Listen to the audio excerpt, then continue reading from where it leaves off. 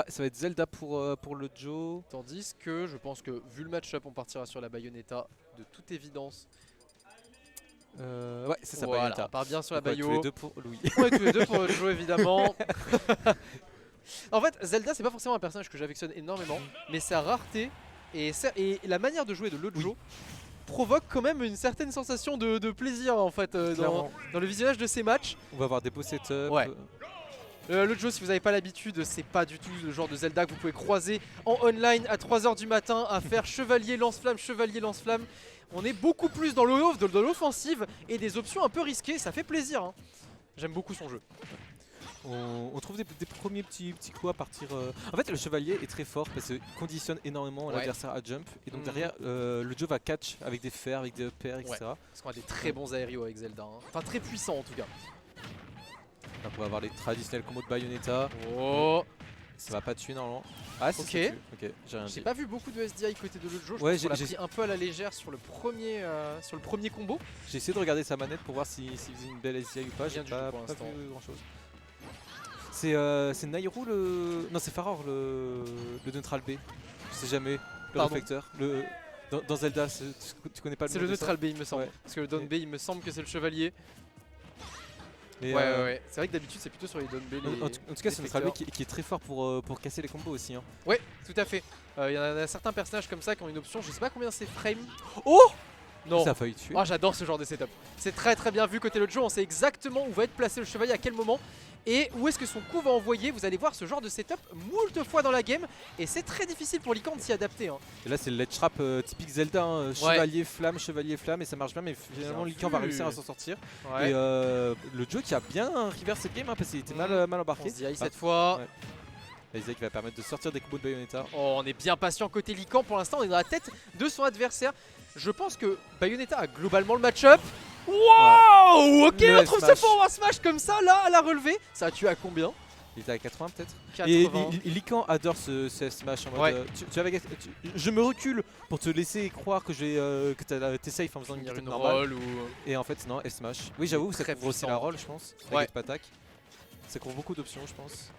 C'est très bien vu en tout cas, Lycan qui pour l'instant a une petite domination en cette game. Oh non, oh c'est dommage.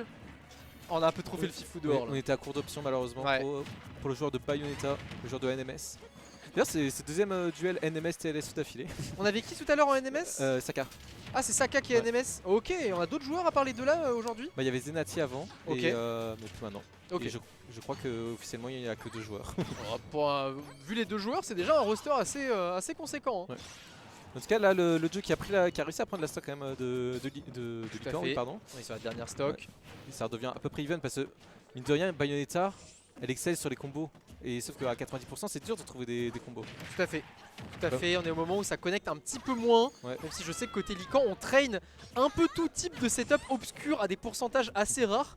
Donc c'est possible quand même qu'il nous trouve une dinguerie même à ces 112%. Oh, c'est un peu douteux ce qu'on a fait là. En tout cas du côté de Joe il va falloir faire gaffe au down B de Bayonetta parce qu'à tout moment Lycan en sort une et le backer qui va tuer le petit backer. Oh la DI est incroyable. La DI pixel perfect. Très belle temporisation pour éviter les guns. Attention, le regrab. Le regrab, par contre ça c'est très dommage. Je pense qu'on va s'en vouloir là-dessus. On a tenté de lire une option un peu évidente d'aller se mettre au ledge comme on a fait quelques fois du côté de Lycan. Et ouais, le regrab contre Bayonetta c'est pas possible. Hein. On s'attendait à une option agressive de Lycan, on a voulu upper à travers la plateforme. C'est le upper aurait tué je pense. Le upper aurait tué je pense aussi, c'est vraiment dévastateur. Il ressemble beaucoup à celui de Herbizarre. Ceux qui ont plus l'habitude peut-être de voir du PT que du Zelda. Celui d'Herbizarre reste quand même meilleur. Hein. En termes d'éjection surtout en termes d'autocancel, etc. Ouais, d'accord. Et de rapidité. Peut-être qu'en termes d'éjection, c'est peut-être celui de Zelda qui est meilleur. Celui de Zelda, c'est vraiment un shotgun. Hein. Si vous n'avez pas l'habitude que ce soit ça ou le backer sweet spot. C'est le backer ou le fer? Le petit coup de pied là où le fer. C'est le fer. Le fer sweet spot. Vraiment un coup incroyable. Bisous à ceux qui sont dans le chat. Ah, Axid, ouais, ben. Non, mais. Gonzalez, Benito. Oh, Benito, j'avais pas vu. Incroyable. Quel plaisir. Axid, tu représentes NMS, moi je représente TLSE. En effet, non? C'est reparti sur Bastion la première déjà, il me semble. Oh là là, on n'est pas pro, j'ai oublié. Je crois. Et on n'a plus l'image. Moi je regarde sur l'écran du joueur directement, sinon. Bien vu, très bonne strat, c'est bon, c'est de retour. Alors, Lican qui avait mis un petit combo à 54%, on n'a pas réussi à tuer, heureusement pour... et tout pour le début de Joe. game ça fait peur contre Bayonetta parce que c'est là où elle a tous les trous. Ouais, c'est un peu comme Luigi, enfin, Oui, c'est ça. à 0 t'as plus peur qu'à 100%. Ouais, je suis assez d'accord. Et du coup là on est un peu sorti de cette zone où tout peut tuer.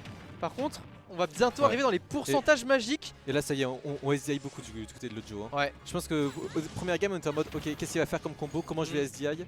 Et là maintenant qu'il a l'information, il fait la bonne SDI. T'en parlais de ce neutral B1 pour sortir des combos pas trous. Dès qu'il peut le placer, en plus il y a une frame d'invincibilité dessus, donc en fonction d'à quel moment ça va toucher, ça peut ou trade, ou carrément, comme on a vu là, avoir la Bayonetta passer à travers sans que la Zelda risque quoi que ce soit. Je savais pas que ça avait une frame de Il y a beaucoup de counters qui ont des invincibilités sur quelques frames qui peut créer des situations assez marrantes, notamment contre les personnages qui ont des grabs distance. Ok. Voilà, donc tu vas conditionner le mec à faire son counter, grab, le grab passe à travers de la cible, et t'es triste. Ok, derrière on va chercher très loin pour le joueur de Zelda. On a voulu tuer par en dessous. Ouais, ça fait toujours très peur d'aller chercher Bayo, hein. Faut avoir beaucoup d'audace. La F3 qui va tuer. F3 qui va tuer, je sais pas si c'est une question de DI ou si on était vraiment dans les bons pourcentages. Peut-être que c'était bon parce que Lican n'a pas du tout pummel. Ouais, peut-être. Il disait bah c'est moi à 6% ça tue. Et c'est vrai qu'on avait l'impression que le job avait peut-être un moyen de survivre. On n'a pas trouvé l'ouverture sur ce up tilt, je pense que... Ah ouais, on est pourcentage, c'est pas trou et derrière on se fait reverse. Ouais. On souffle un peu côté Lican, c'est dommage, on a eu deux ouvertures qui auraient pu mener à des très grosses montées de pourcentage. Et au final, on n'est pas très bien payé là-dessus et on est sur une game quasiment even là. Le up tilt qui n'est pas trop sur Bayonetta parce qu'on a une air dodge frame 1 malheureusement. Tout à fait. Air dodge frame 1 qui pose des problèmes dans certains match-up. Mais sur ce genre de combo, c'est vraiment une aubaine. C'est vraiment... on a tenté le smash, ça aurait tué. Voilà, on a parlé de ce petit coup de pied qui envoie très loin, on a mis 25% avec. On a éjecté extrêmement loin, le prochain du genre tuera. On a encore failli faire ce F-Smash. Ces petits guns, je sais pas comment t'en sors une fois que t'es dedans. Enfin, je vois trop non plus. Hein. C'est désagréable. Ces guns qui apparaissent quand en fait tu peux maintenir un smash avec Bayo. Et ça fait des petits guns qui font pas énormément de pourcents mais qui sont un peu frustrants. La plupart des coups au-delà des smash qui ont les slides aussi qui peuvent proposer ça. Je pense que ça va tuer sur ce jab. En termes de kill power, c'est un des meilleurs jabs du jeu. Il a d'autres défauts bien évidemment, mais tuer n'en est pas un. Et là, Lican qui est bien dominant sur cette game 2, on met déjà 49%. On va réussir à sortir du combo encore une fois, mais c'est compliqué là un petit peu pour le Joe. Mais attention parce qu'une phase de ledge trap et ça peut finir la stock. Et très belle temporisation, ouais. L'avantage de Bayo c'est que ça peut énormément temporiser off stage. Alors qu'on a Joj qui a pop-off contre Donatello. Ok, belle upset. Belle upset en perspective de son côté, belle run en perspective, pardon. Je crois avoir vu aussi Yacine qui a pop-off contre Blubberries. Et pendant ce temps-là, ici, il se passe des choses. Côté le Joe, on a trouvé cette situation de ledge trap avec le chevalier. On commence déjà à monter les pourcentages un petit peu. Très beau grab. Ouais. Lican qui se fait un petit peu rattraper sur cette game 2. Ouais, les frame traps qui empêchent totalement Lican de respirer. Oh, la magnifique, ça va pas tuer. Oh la DI incroyable. La DI est incroyable. Ce B il fait extrêmement peur. La backstroke qui ne va toujours pas tuer, on va aller jouer au side B. Rico O. Rico côté Lican, c'est bien, on a été très patient, on trouve ce nerf. Du côté de Lejo. Ok, c'est quoi ce smash? Aïe aïe aïe, attends, ça passe sur reverse. Ok, le neutral qui permet de reverse. Là ça fait peur. Oh non, la SD. La SD et le Joe qui a été suffisamment clutch pour pousser Lican dans ses derniers retranchements. Cette SD en est un peu le résultat, même si c'est dommage de Lican. Bien joué à le Joe. Ouais, le Joe qui a presque pop-off sur cette SD. je le sens un peu tendu dans ce match qui est, en même temps est extrêmement serré. C'est serré, je pense que le match-up est plutôt difficile. Et ça fait du bien hein. Entre un 2-0 et un 1 partout. Ouais, la dynamique est complètement différente. Hein. Même pour le mental, hein, c'est vraiment pas pareil. Complètement. C'est du BO5. C'est du BO5. Ouais, full BO5 aujourd'hui. Tout le tournoi. Tout le tournoi d'ailleurs, on le rappelle pour ceux qui n'étaient pas là au début, bah du coup vous ne pouviez pas être là parce qu'il n'y avait pas internet, mais on est à la MJC de Carcassonne. Qui nous accueille. Exactement, qui nous accueille, organisé par ETLS et l'association de Carcassonne. Pour l'instant on se régale. Hein. Carcassmash, tout à fait. Oula, on vient directement être très agressif. On a tenté des dingueries là du côté de Lican. Malheureusement pour lui ça ne va pas passer. On a été attentif du côté de Lojo. Clairement. Des petits chevaliers pour couvrir. En tout cas, ils aiment bien Holobastion les deux. Hein, Oui, c'est vrai. Bon, c'est une map que je trouve plutôt cool, hein. Elle est un peu sous-estimée. À chaque fois, on part sur PS2 ou Petit Champ de Bataille. Là.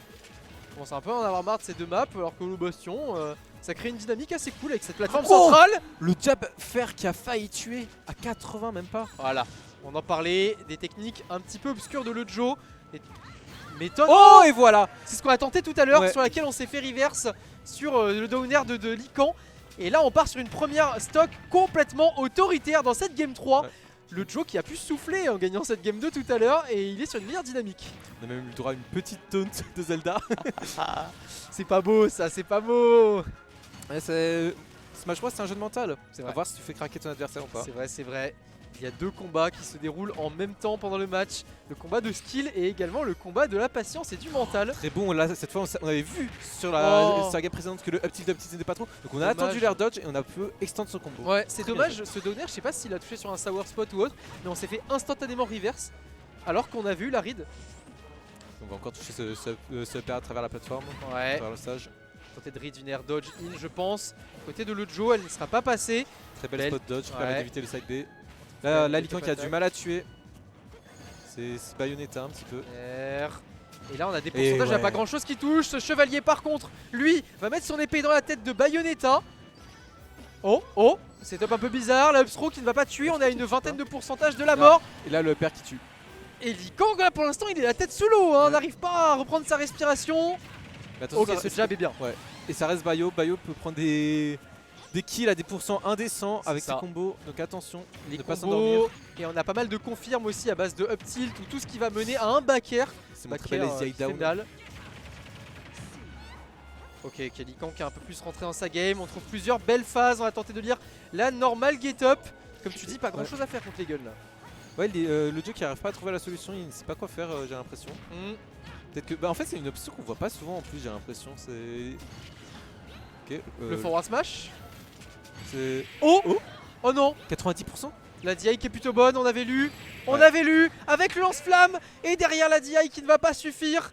C'est un peu dommage, je sais pas si on a voulu rebondir contre le mur comme on l'a fait pour Lican. Je sais pas. En tout cas là cette game a été beaucoup moins serrée que les précédentes. Complètement.